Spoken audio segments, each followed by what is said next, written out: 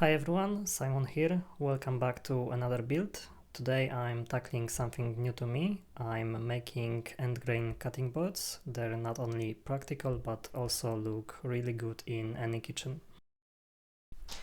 This project started with some leftover wood from my last build. Rather than letting it go to waste, I thought why not try something challenging.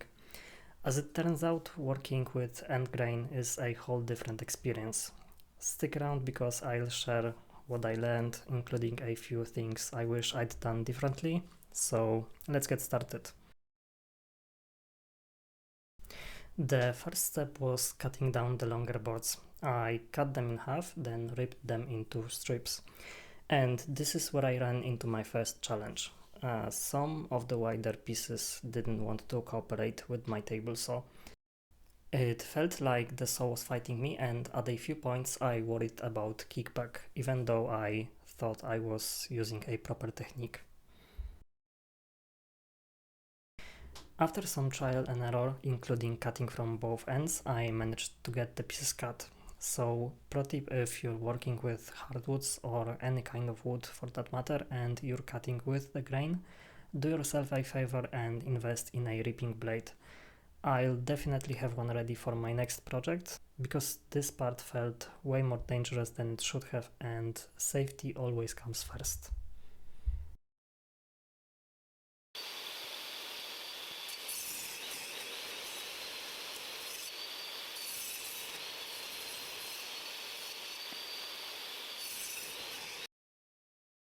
Once I had the strips cut, it was time to get them flat and square.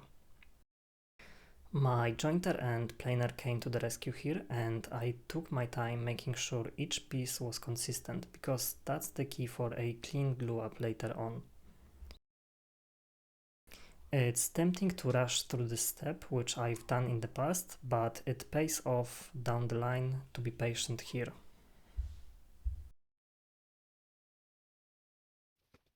Next, I moved on to the first glue up. To speed up the process, I glued up two boards at a time and placed a dry strip in between them to. This method worked surprisingly well and made the process a lot faster.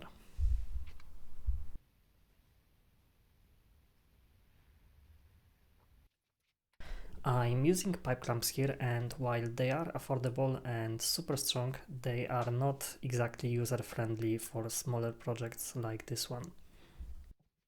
They tend to roll around and I spent way too much time wrestling with them, but hey, they got the job done, and for the price I really can't complain. After letting the glue dry for about a week as I was busy with other stuff, I came back to the boards.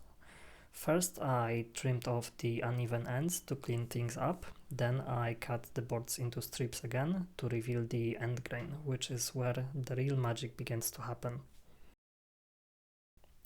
At some point this step required extra caution. As I got closer to the blade, I left some material unused rather than risking my fingers. I thought it was better to be safe than sorry.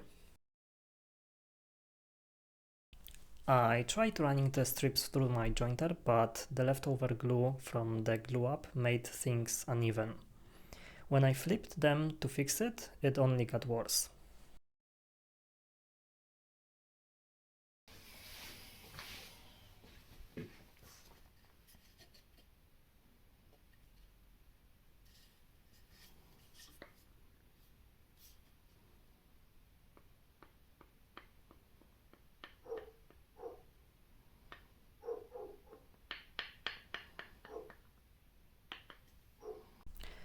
At this point I switched to plan B, using hot glue to attach the strips to a flat board, then running them through the planer. It took a lot longer than I'd like, but it worked beautifully.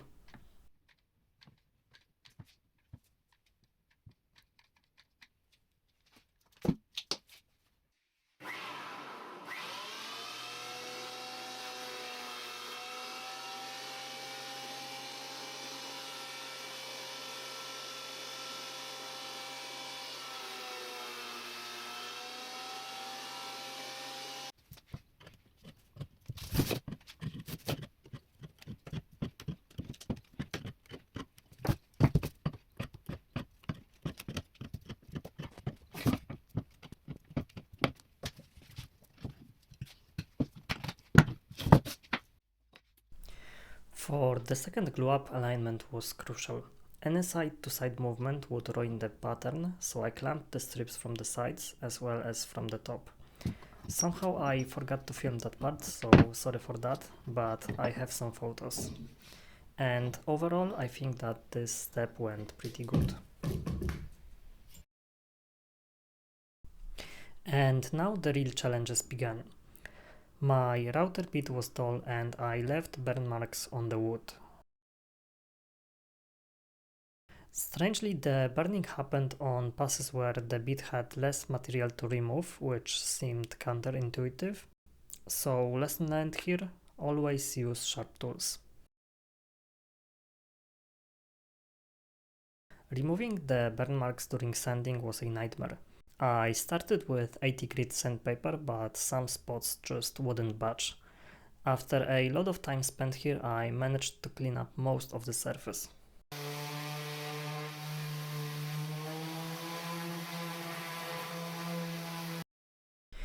Once the boards were smooth, I squared them up and added a small round over to all the edges.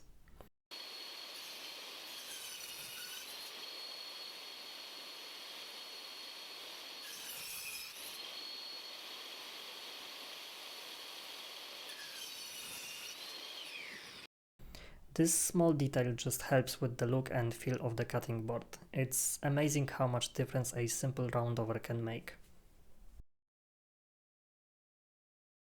Then it was time for the final sanding. I repeated the process with 80 grit, then went to 120 and 180, water popping between each grit to raise the grain for a smoother finish.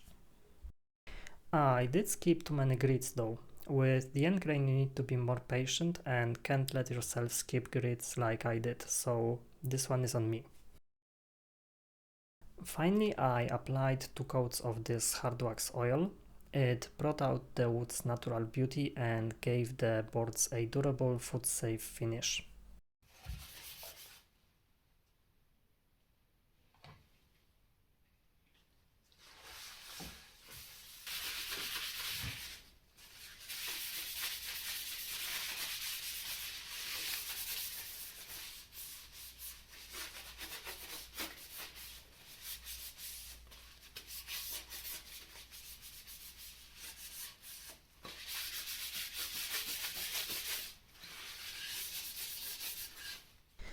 And here is the final result. While it's not perfect, I am quite happy of how it turned out for a first attempt.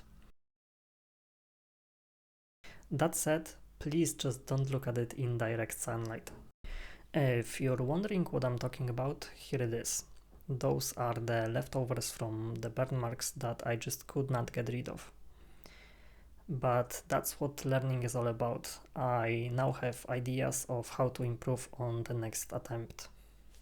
But that being said, thank you for sticking around and watching me tackle this project. If you've got any tips or suggestions, I'd love to hear them in the comments section. See you next time and happy woodworking!